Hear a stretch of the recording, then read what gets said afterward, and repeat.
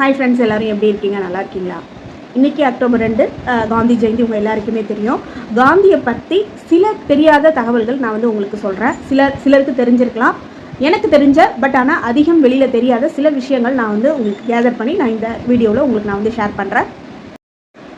அமைதிக்கும் அஹிம்சைக்கும் பெயர் போன காந்திக்கு நோபல் பரிசை வந்து கொடுக்கலங்க. 5 தடவை நாமினியாக அவரோட பெயர் வந்து போனாலும் ஆனால் ஒரு தடவை கூட அமைதிக்கான நோபல் பரிசுங்கிறது கொடுக்கவே இல்லை. இதுக்காக நோபல் பரிசு அந்த கழகம் இருக்காங்க இல்லைங்களா, அந்த மெம்பர்ஸ் எல்லாம் வந்து 2006 பகிரங்கமாக வந்து மன்னிப்பு கேட்டாங்க. பிரதான சாலைகள் இருக்கு இல்லைங்களா, இந்தியாவில் 53 சாலைகளுக்கும் வெளிநாடுகளில் 48 சாலைகளுக்கும் காந்தியோட பெயரை வந்து சுற்றி அவரோட பெயருக்கு பெருமை சேர்த்துருக்காங்க. மகாத்மா காந்தி அவர்களுக்கு இந்த புகைப்படம் எடுக்கிறது பிடிக்கவே இல்லைங்க. என்னதான் அவருக்கு பிடிக்காமல் இருந்தாலும் அவர் வாழ்ந்த காலகட்டத்தில் ரொம்ப அதிகப்படியாக புகைப்படம் எடுக்கப்பட்ட நபர்னா அது வந்து காந்தியடிகளாக தான் இருந்தார். சுதந்திர போராட்ட பீரியடில் கிட்டத்தட்ட ஒரு நாளைக்கு 18 கிலோமீட்டர் வந்து நடந்தே இந்தியா ஃபுல்லாக வந்து பயணிச்சிருக்காரு. கிட்டத்தட்ட 40 வருஷம் இப்படி நடந்திருக்காரு. 1913 48 வரைக்குமே இவர் நடைப்பயணமாகவே நடந்து போன தூரம் வந்து 79,000 கிலோமீட்டராங்க.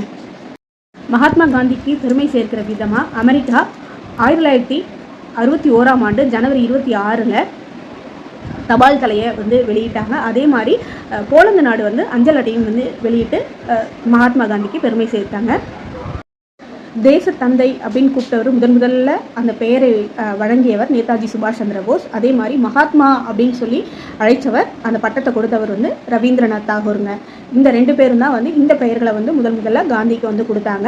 என்னதான் வந்து மகாத்மான்னு கூப்பிட்டாலும் காந்திக்கு வந்து அது வந்து தர்ம சங்கடமாக தான் வந்து ஃபீல் பண்ணார். வந்து அது ஒரு பெருமையாக நினச்சி அவர் என்றைக்குமே சொன்னதில்லை.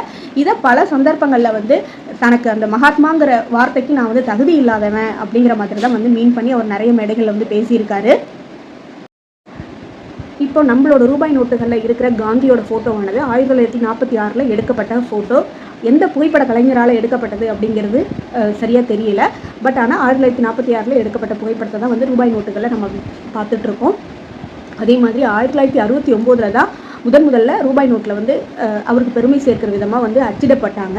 ஆனால் 1996 தான் அதை சட்டப்பூர்வமாக்கி எல்லா நோட்டுகள்லேயுமே வந்து காந்தியோட ஃபோட்டோவை பிரிண்ட் பண்ணி வெளியிட்டாங்க. சுதந்திர போராட்ட காலகட்டத்தில் காந்தியை எல்லாருமே அன்பாக பாபுன்னு தான் சொல்லி கூப்பிட்டாங்க. பாபு அப்படின்னா அப்பா அப்படின்னு சொல்லி அர்த்தம். எல்லாருமே மரியாதை நிமித்தமாக பாபுஜி அப்படின்னு சொல்லி தான் வந்து காந்தியை வந்து கூப்பிட்டாங்க.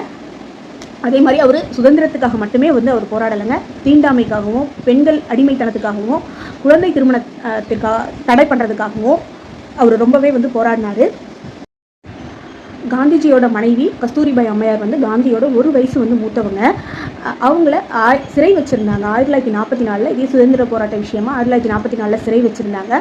அப்போ வந்து அவங்க சிறையிலே வந்து இறந்துட்டாங்க. பிப்ரவரி 22 இறந்தாங்க. அந்த பிப்ரவரி 22 தான் நாம் அன்னையர் தினமாக வந்து நம்ம எல்லோரும் கொண்டாடிட்டு இருக்கோம். அதே காலகட்டத்தில் காந்திஜி அவர்களும் ஜெயிலில் தான் இருந்தாங்க. அவருக்குமே வந்து உடம்பு சரியில்லாமல் இருந்தது. அந்த நேரத்தில் அவர் ஜெயிலே இருக்கும்போது இறந்துட்டார் அப்படின்னா போராட்டம் இன்னும் தீவிரமடையும்னு ஆங்கிலேயர்கள் பயந்துட்டு அவரை வந்து ரிலீஸ் பண்ணாங்க.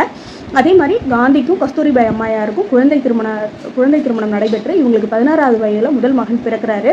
அவர் வந்து இருந்ததுனால இந்த குழந்தை திருமணத்தை காந்தி அவர்கள் ரொம்பவே வந்து எதிர்த்தார்.